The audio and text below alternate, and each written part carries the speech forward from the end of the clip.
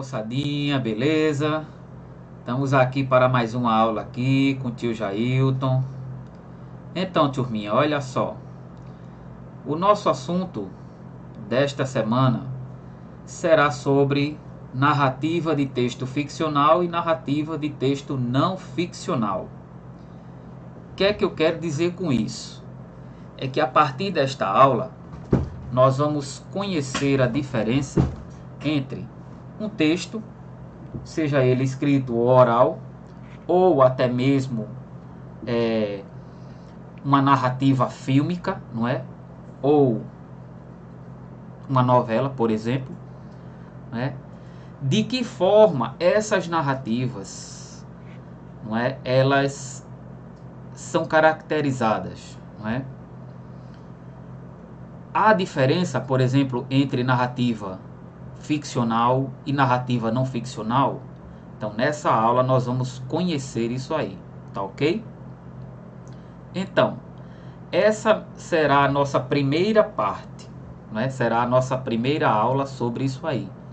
Inclusive aqui já está indicando que aqui vai ser a primeira parte da aula sobre narrativas de texto ficcional e narrativa de texto não ficcional, não é?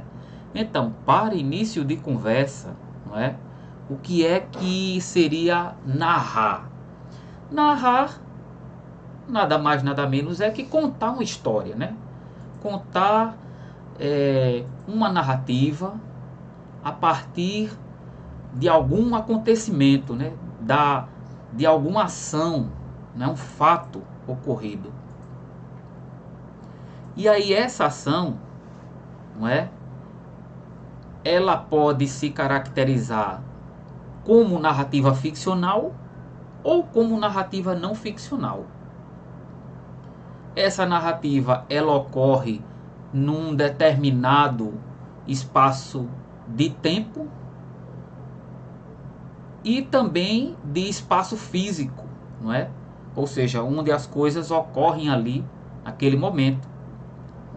Nós vamos ver essas questões um pouquinho com mais detalhes, um pouco lá na frente, não é? Não vou adiantar nada agora.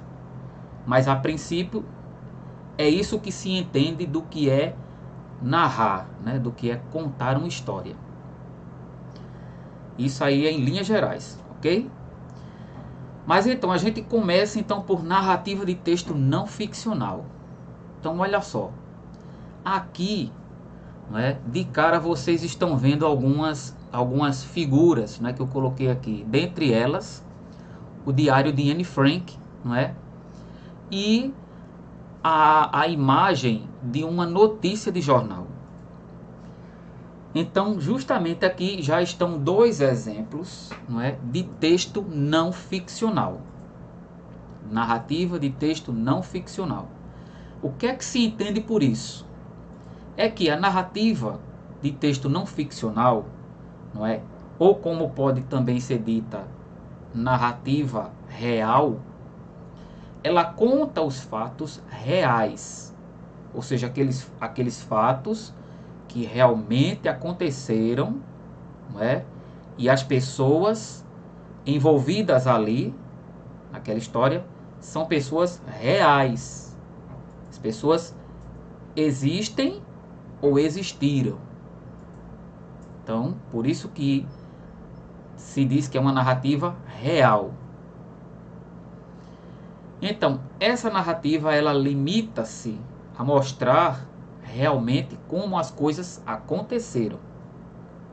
Por exemplo, aí nós temos alguns tipos de narrativas não ficcionais: a biografia, o relato, a notícia, não é? Que por sinal é esta que está aqui no lado direito, não é? Que tem por sinal o título Corpo Não Encontrado, atentado na morte da mulher do embaixador, não é?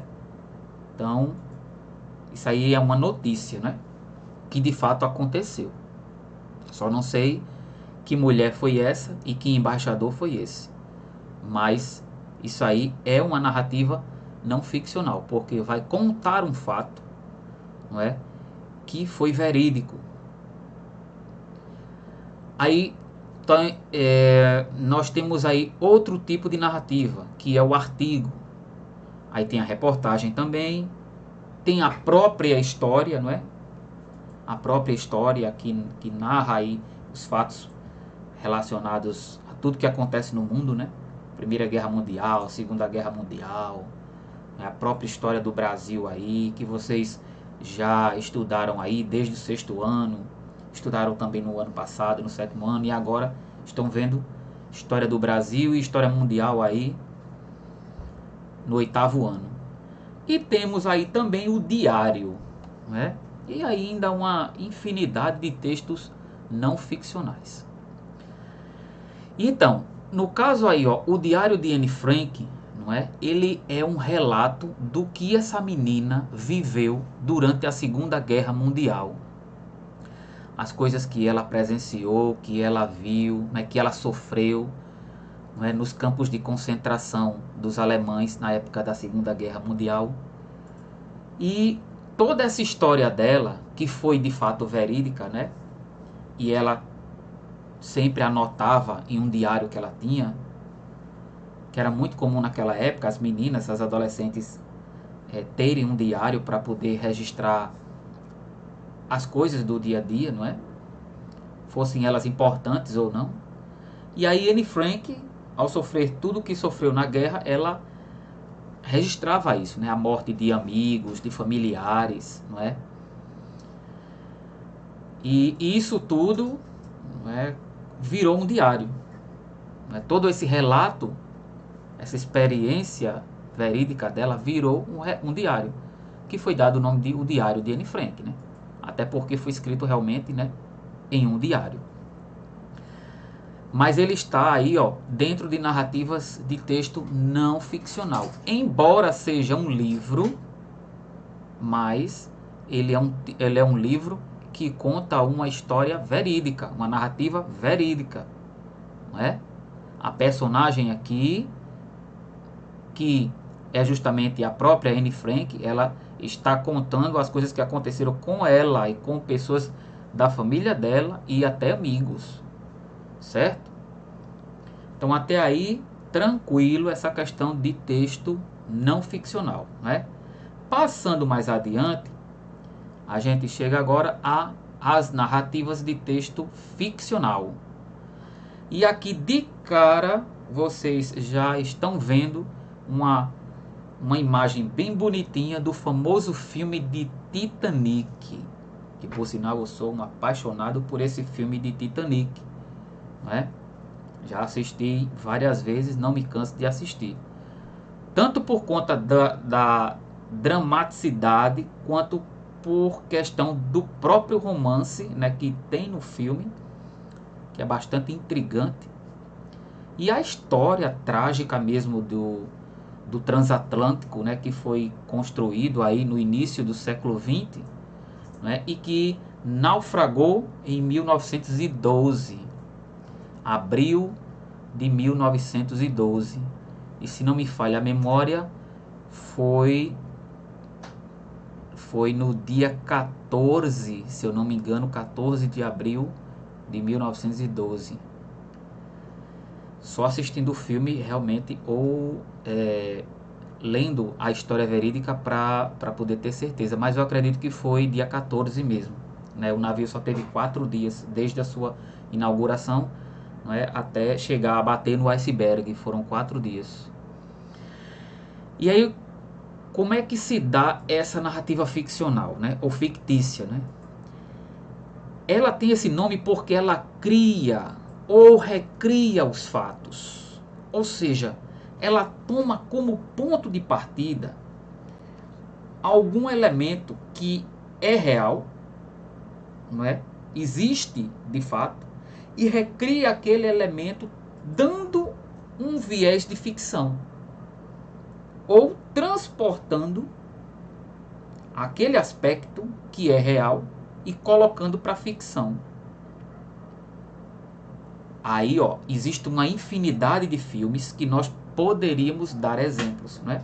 Aí, novamente, eu vou dar o exemplo de quem? De Titanic, né? Que eu acho que esse aqui é um exemplo fenomenal quando está quando estamos falando sobre narrativas ficcionais. O fato que de fato aconteceu, não é? Há mais de um século atrás, foi justamente o naufrágio de um navio, de um transatlântico. Acontece que no filme, que foi gravado aí na década dos anos 2000, não me lembro qual foi o ano que o filme Titanic foi gravado, mas foi aproximadamente aí nessa época. No filme,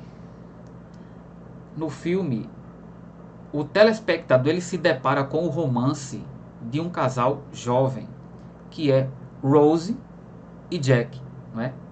Mas um detalhe importante: Rose e Jack, eles são personagens apenas no filme. Eles não são personagens que fizeram parte lá do Titanic, na história real e trágica do Titanic em 1912. Não existe relatos de que houve um casal apaixonado chamado Rose, né, e Jack, e que eles tiveram um grande romance nessa época. Então o que é que acontece? O filme todinho, né, ele se passa em dois momentos. Um no futuro, contado aí a partir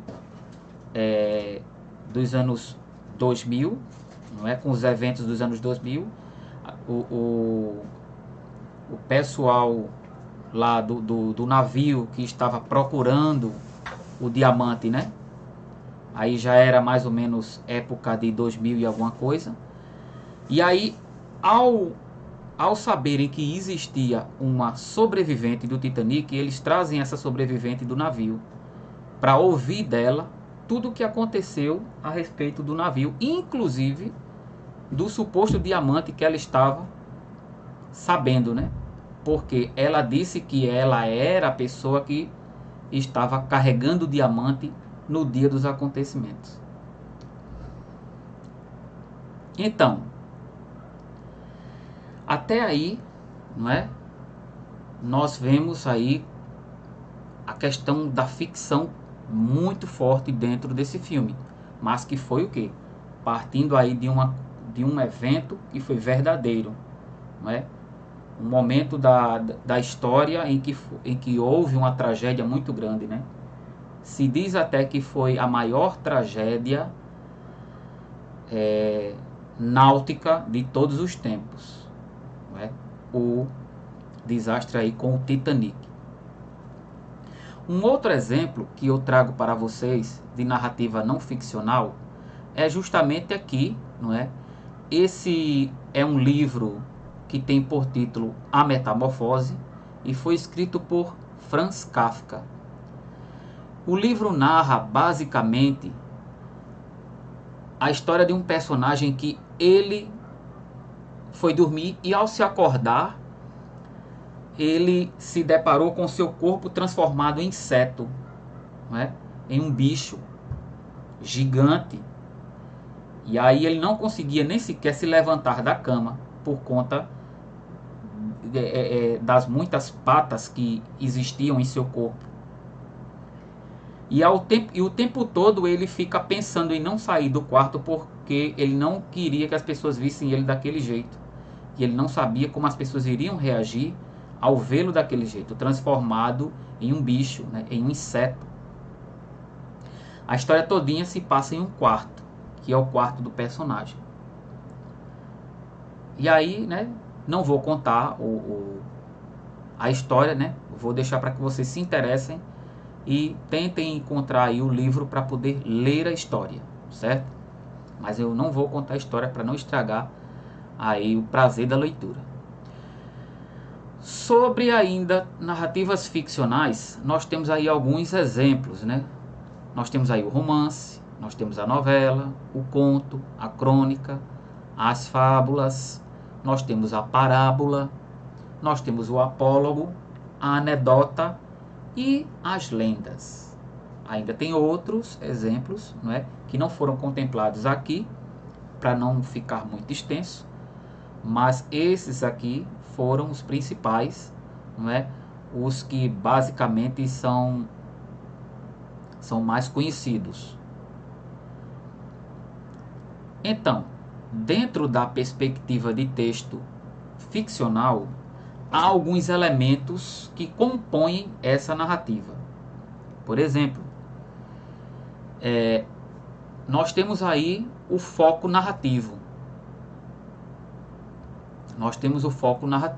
Esse foco narrativo, ele por sinal se subdivide em primeira pessoa e em terceira pessoa. Quando é que o foco narrativo vai ser em primeira pessoa? É quando o narrador ele conta a história, utilizando a primeira pessoa do singular ou do plural. Nesse caso ele participa da história, e ele participa da história como narrador personagem. Então olha aí que coisa interessante. Olha que coisa interessante. O foco narrativo ele vai ser em primeira pessoa, que é quando o narrador ele conta a história e participa dela, sendo ele o narrador e personagem, não é? E ainda esse foco narrativo ele pode ser ainda de terceira pessoa, que é quando o narrador ele não faz parte da história e ele fala do personagem na terceira pessoa do singular ou do plural. Aí nesse caso ele vai ser um narrador observador. Muitas vezes o narrador fala de si mesmo na terceira pessoa, como se um aluno contasse o seu dia na escola, referindo-se a si mesmo. Não é? Então, basicamente, não é? O foco narrativo é esse daí. Um exemplo muito interessante, né? Muito interessante, eu gostaria de compartilhar com vocês, é justamente aí o filme não, é uma cena aqui que eu congelei, não é? E consegui tirar do filme e colocar aqui para que vocês tivessem conhecimento sobre isso.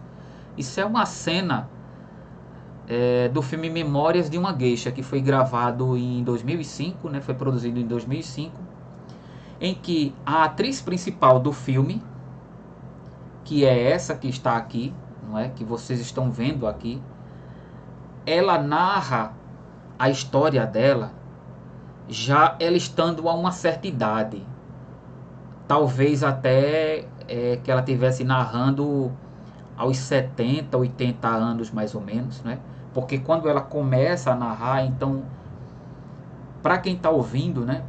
Para o telespectador, ao ouvir, a gente já imagina logo que é a voz de uma pessoa idosa. Ou seja, é uma idosa que está contando aquela história. Mas aí, olha só que interessante, ela começa a contar a história dela mesma a partir da infância.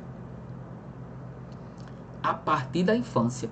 Ela começa a puxar da memória todas as lembranças que ela tinha, não é?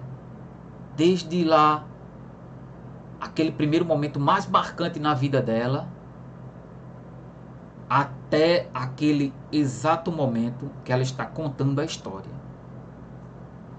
Então, é interessante notar que no filme o tempo todo, a pessoa que está narrando o filme, ela está se referindo a ela.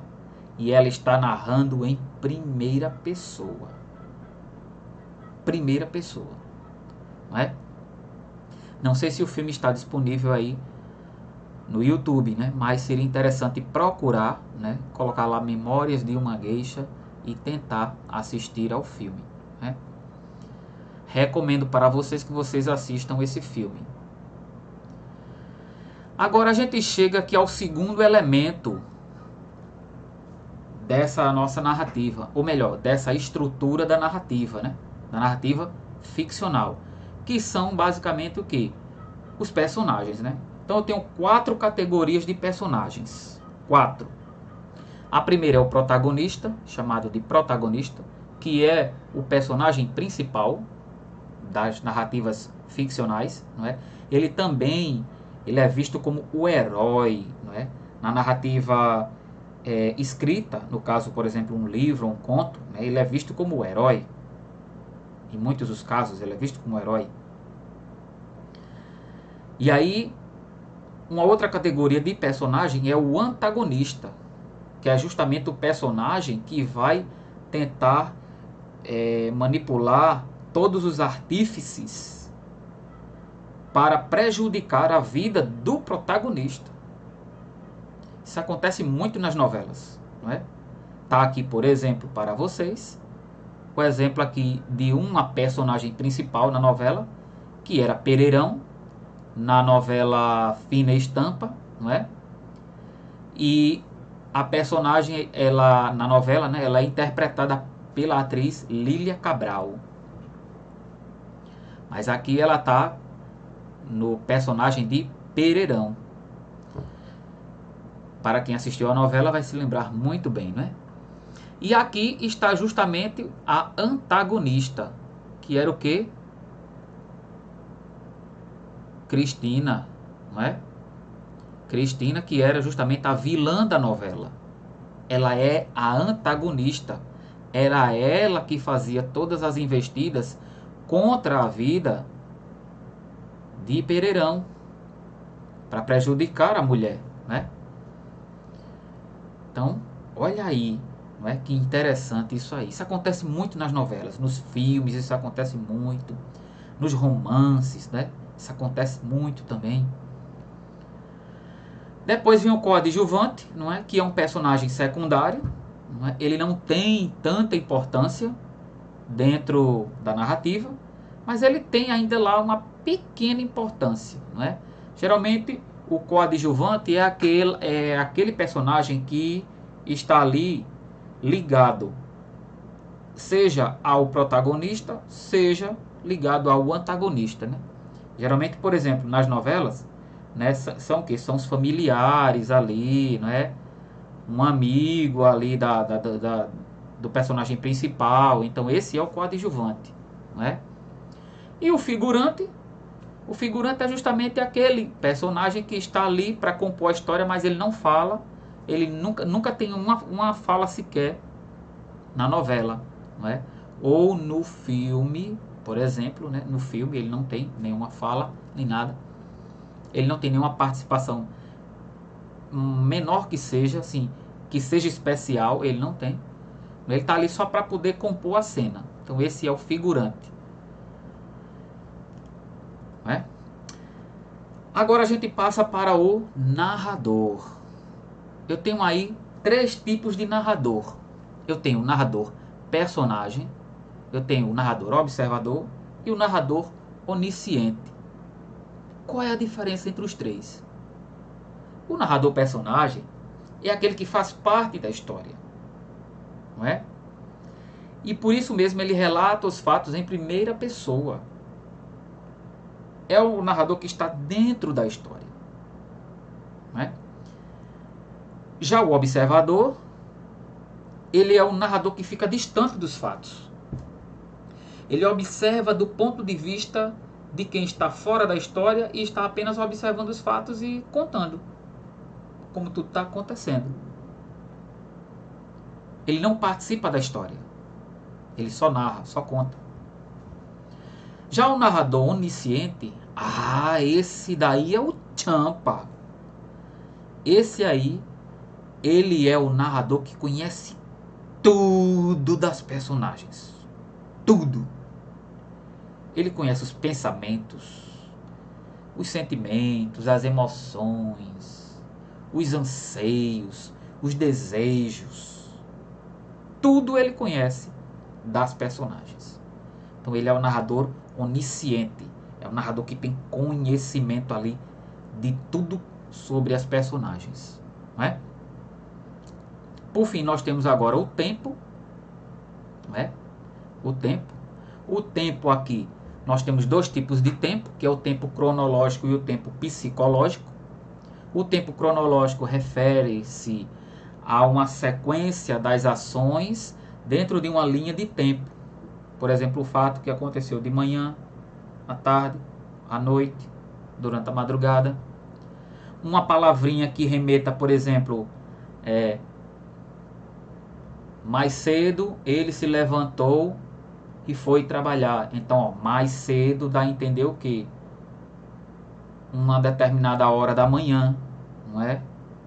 Uma determinada hora da manhã, que pode ter sido assim, cedinho, ou se não, já findando o horário da manhã, não é? Pegando para o horário da tarde. Por exemplo, né? Há vários termos na língua portuguesa que indicam esse tempo cronológico dentro de uma narrativa. Claro que isso seria dentro de um texto escrito, não é? Como, por exemplo, um romance, um conto, uma crônica. Então, isso tem que estar bem claro dentro do texto, que é para que o leitor perceba. Já numa novela ou num filme, não, isso é diferente, né? Como essa captação ela é visual na novela e no filme, então a gente basicamente já vai entendendo tudo ao mesmo tempo. E já vai tendo essa noção. O tempo psicológico é interessante aqui, porque olha só, o personagem ele pode estar comentando algo e daqui a pouco ele ter que falar algo sobre o seu passado. E quando ele falar sobre o passado, ele se remeter às lembranças do passado, ao que aconteceu com ele no passado, né? E aí novamente eu vou pegar aqui o exemplo de Titanic. De Titanic, por exemplo, né? Tá aqui, vou botar aqui Titanic, imagens, não, filme, Titanic, filme, já apareceu aqui, mas eu vou querer um pouco mais específico, eu vou botar, deixa eu ver, Titanic, filme, imagens, Rose, a Rose do filme de Titanic, não é? Mas eu quero a Rose, a velha, a Rose velha do filme de Titanic. Olha ela aqui, ó, a Rose velha. Deixa eu ver imagens. Tá aqui. Então olha só, é interessante verificar essa parte aqui, porque como o filme começa no presente, mas ele vai se teletransportando para o passado, então basicamente, ó,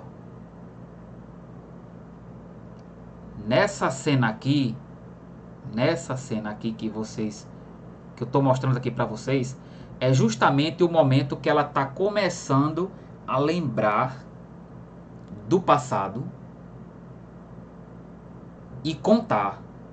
Antes ela lembra de alguns flashes, de algumas imagens bem rápidas, mas aí as lembranças começam a chegar e de repente ela começa a narrar, a contar o que aconteceu.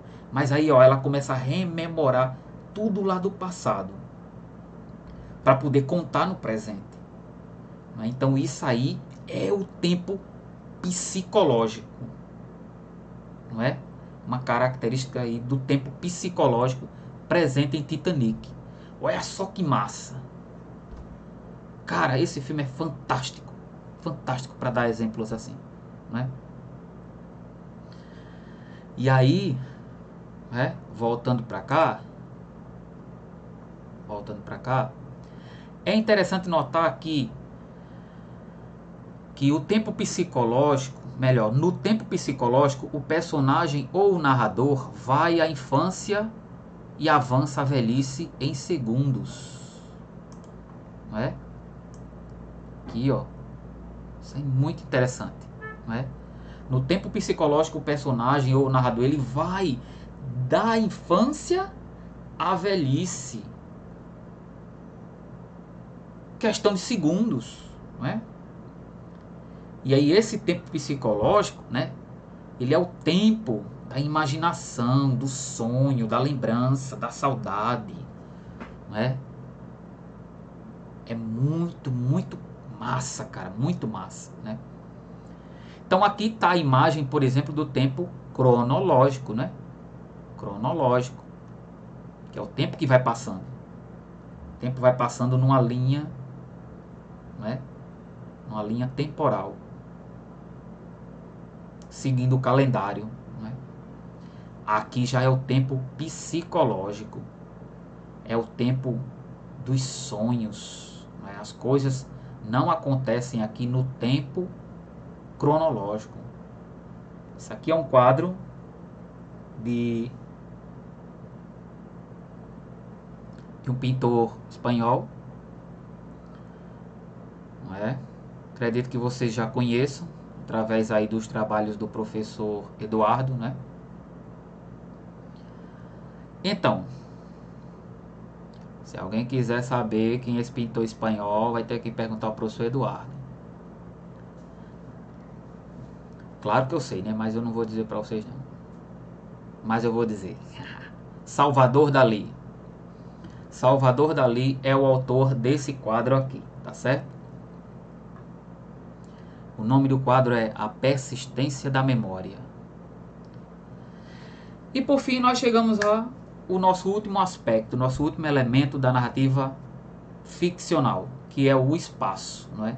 O espaço é nada mais nada menos que o contexto, né? O lugar onde se desenvolvem os fatos, ou se desenvolve a história ali narrada, né? É o lugar onde as coisas acontecem. Então isso aí é o espaço, não é? No caso lá de Titanic, por exemplo, né? O espaço lá é o navio. É o navio. Tudo se desenrola lá no navio.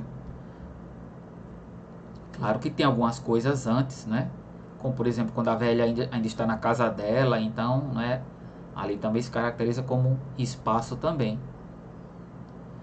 Enfim, é isso daqui, minha gente, o que eu tinha para vocês, né? Para explicar, espero ter contribuído, certo? Na dúvida, mandem uma mensagem para mim no WhatsApp e estamos aí para ajudar vocês. Tá ok? Para vocês, um beijão e um abraço. Valeu!